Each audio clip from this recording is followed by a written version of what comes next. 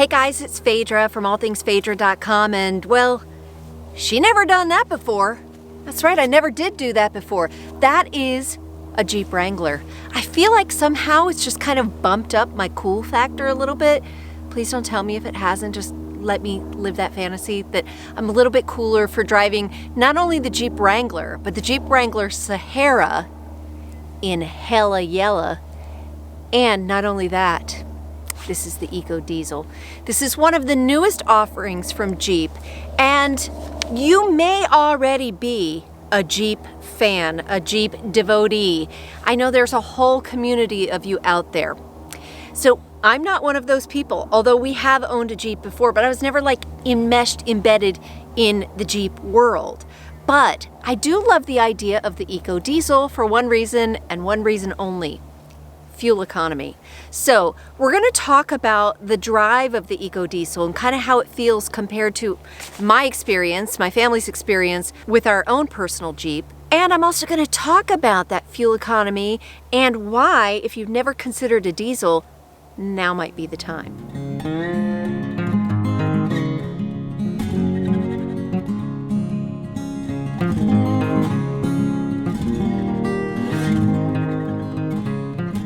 All right, let's start by doing a quick walk around, and then I'm going to start up the engine, show you a little bit about the drive. We'll explore the interior and the exterior, and I might have my off-camera assistant providing me a little bit of insight as a former Jeep owner. So let's start here and imagine, assistant, if someone has never owned a Jeep, what might these hooks be used for? Helping someone tow themselves out of it. All right, yeah. You took it off-road and you didn't know what you were doing, and this is how they're going to pull you out of it. We also have these clamps right here on the hood. This is an upgrade from the prior model, and this is so you can open the hood because you don't want it to, fly open when you're doing crazy things. Well, and the big benefit is on the prior models you had to buy aftermarket parts because the hood would just flutter. These new hood clamps prevent fluttering. No fluttering here, but how do you open this thing?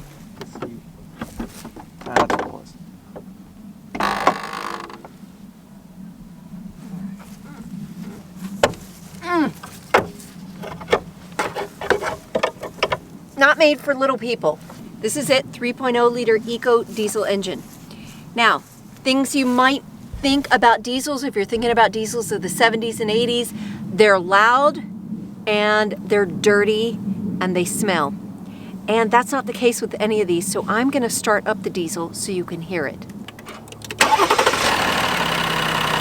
That's the diesel sound, and it may sound louder than a gas engine, but I can tell you there was a dump truck over there a few minutes ago.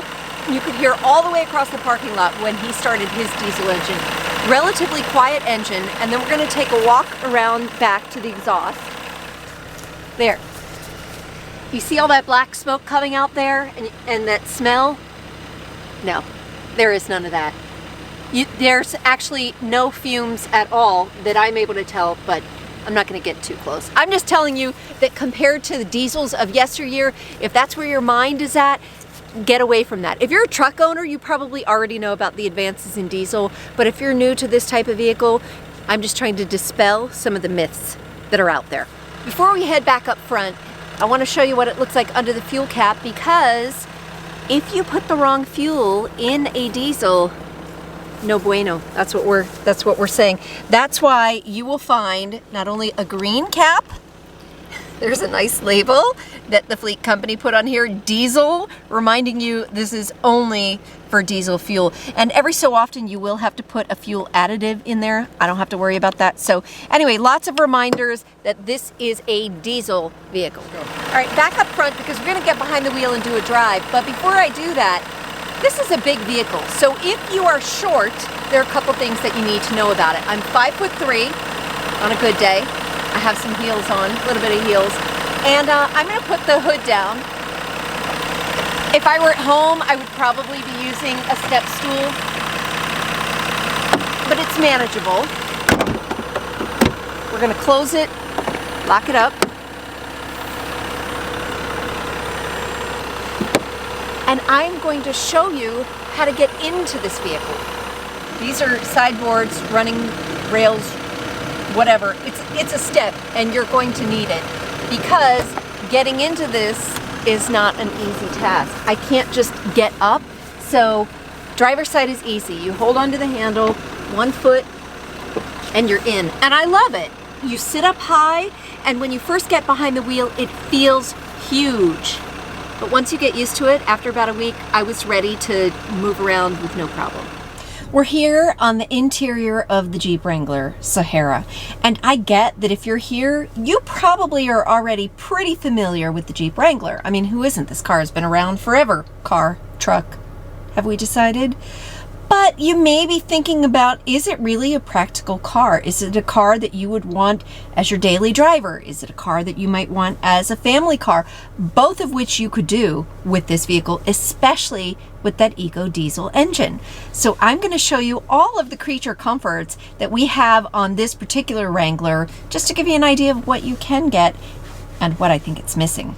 Let's start right here with the cockpit, the dashboard. Let's see what we're looking at. We have a nice leather wrap steering wheel, a great instrument panel here, a huge 8.4-inch display. I'll show you more about that in a second. And then everything that you'll need for your climate control to all of your connectivity to your windows. This is kind of classic if you're not familiar with the Jeep. They don't put this stuff on the doors because the doors are often removed. Am I right? Down here we have an 8-speed transmission. That's my cord for my phone. And then of course the ability to put this into 4-wheel drive or 2-wheel drive. Let's look a little bit more closely at this screen. So first of all, I do have my phone connected, and it has really nice connectivity here. Auxiliary port, a USB-C port, that's this small little port right here, and then this port, which allows me to connect for the Apple CarPlay. And it's got a nice little slot down here for your phone. I think that's perfect, so you don't get distracted by it. And now let's look at this 8.4-inch display. So I have Apple CarPlay going on right here. That's my secret location. It's my little secret. Not really, but you'll see it's a pretty big screen, nice screen. But what I like is that it's not just about the CarPlay. You can actually control your climate from here. So you have the ability to do all that with these tactile buttons, but you can do it here as well. You can control your temperature, your fan, everything else. You have other controls here for other settings in the car, apps, which I don't know. Do you use apps? I don't use apps. And then this vehicle actually has the built-in navigation, which I never use because I kind of just use my Apple CarPlay.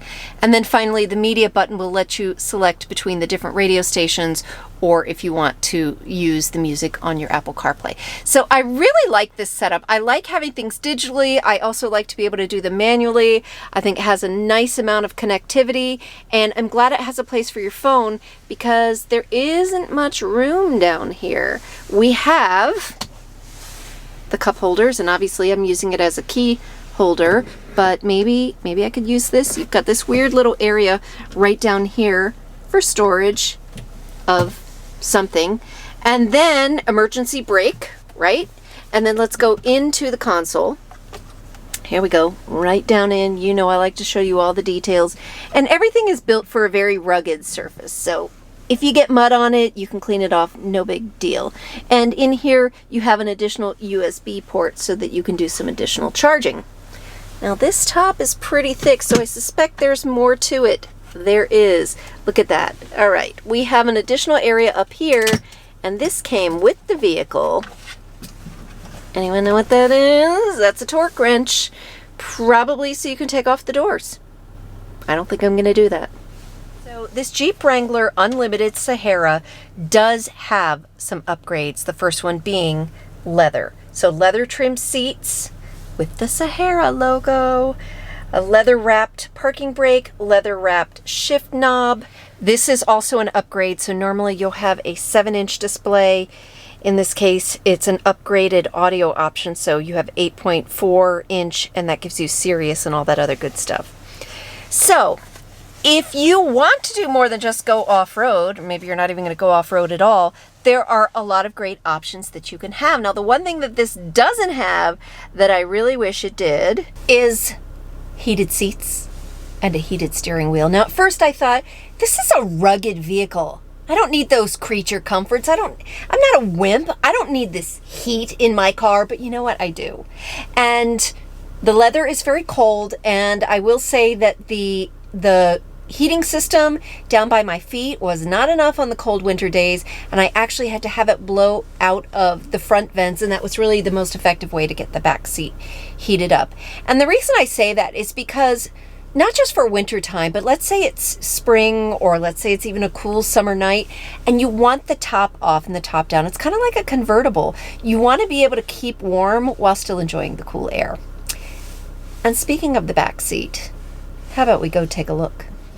A couple quick things before we head to the back. One is the interior lights. And I only mention this, it seems really minor, but I mentioned this because it was late one night and I could not find them anywhere in the vehicle, and my husband ended up pressing the SOS button unnecessarily. So let me show you that and something else while I'm at it. This is where you normally would expect your reading lights to be, and they are, hi everybody, they are nowhere to be found under here, anywhere. In fact, you might accidentally press that SOS button. If you go all the way over here, you will find that your reading lights are right here behind you, which is actually a really clever place to put them. And then they are available even when the top is off. While we're talking about the roof, I thought I would be remiss if I did not at least show you a little bit of how to take it off. Now, it's February, so we're not going to go crazy, but just on a whim, I hit a few clamps. There are 4 clamps, that's it.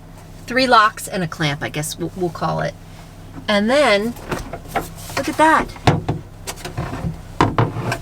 It lifts off, and obviously this would be better to do outside of the car, but I thought that's really cool. And then there's of course another piece that comes off on the back that I don't think would be quite as easy, but if you're just looking for a little bit of that convertible feel, that's how easy it is. We got some strange lighting going on, but I'm here in the back seat because back seat lives matter. If you're going to have a 4-door Jeep, chances are there's just more than you that you have to consider in your life. Boyfriend, girlfriend, your 20-year-old friends. If so, how did you afford a vehicle like this? Or maybe you're like middle-aged and you got the fam, or I don't know, you have a reason to have people in the back seat. So the back seat matters, and that's what I'm here to show you. Let's start with the 3 passenger seats. Plenty of room for me back here.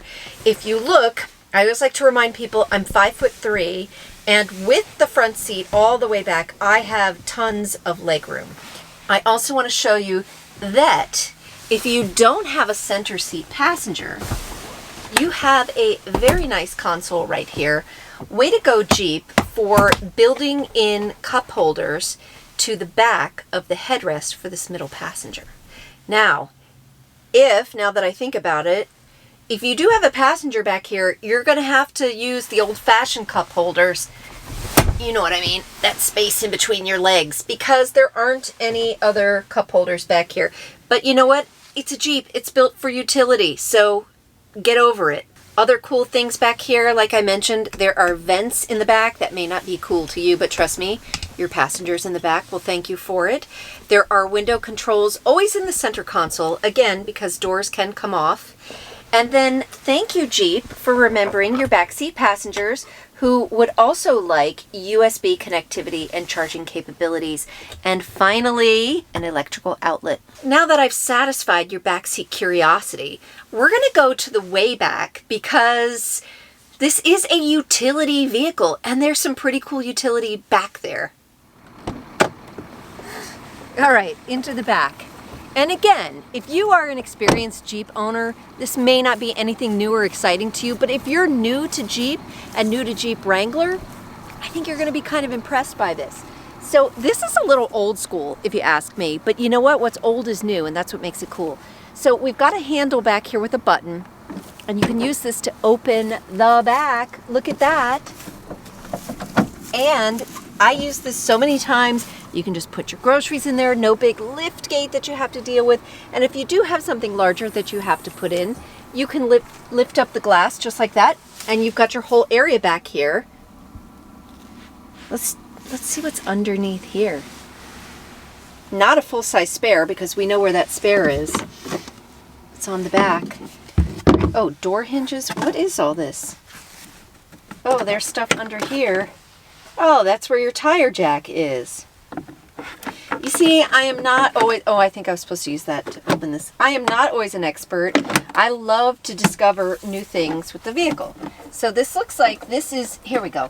This is where you would place your door hinges and your tire jack and all that good stuff. But we shall not be disassembling this vehicle, not this time, and definitely not this time of year.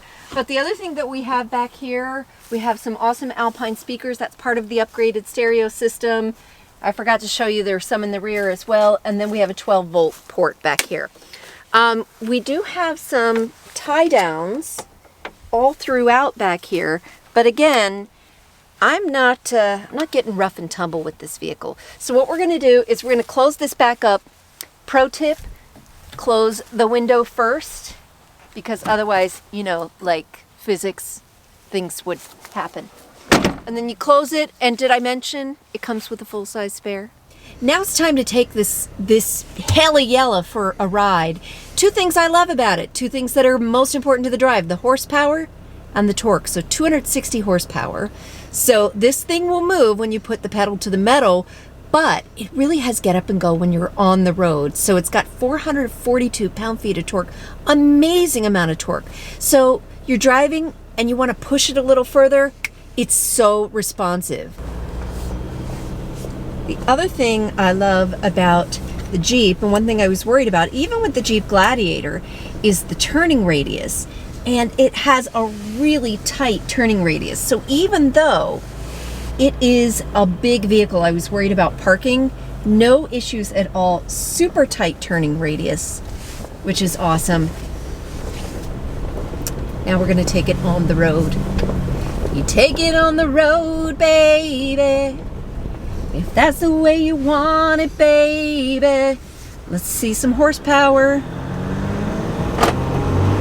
It's fun to drive, both on road and off. Interior, exterior, engine, drive. I think we've covered it all except for the price. So let's talk price. This is the 2020 Wrangler Unlimited Sahara. It starts at $38,645. So I gave you the base price of this, and what you get for that is the V6 and a manual transmission. So if neither of those are your speed, see what I did there? You may want to look at this. So first of all, you've got a $2,000 upgrade. That gives you the 8-speed automatic transmission. Then if you decide, I just heard another diesel, then if you decide that you want to do the EcoDiesel engine, that's going to be a $4,000 upgrade. Is it worth it? Let's pretend I just did a bunch of math, and the cost per gallon of diesel fuel is about the same as what you would pay for premium fuel. The difference is gas mileage. So on a regular V6 manual, you're going to get about 1723, 17 city, 23 highway. When you go with diesel, you're going to get 22 city, 29 highway. That's a pretty decent difference, and that's exactly what we observed when we were driving it around town. In fact, the combined estimate is 25 miles per gallon, and I probably, with a combination of city and highway, ended up with about 26 miles per gallon. So if you want a Jeep and you're wondering, does it have the comforts I need to be a family vehicle? Yes, it does. And does it have the fuel economy I need for it to be a practical vehicle, for it to be a daily driver? And the answer is maybe. If you're willing to invest and do the diesel engine, which is great for long commutes, if you do a lot of highway driving, then this might just work for you. I'm going to wrap this up by reminding you that if you saw anything that you liked in this video, to please give it a like, leave me a comment, let me know what you think about the hella yella, and please subscribe so you can come back for more car adventures just like this.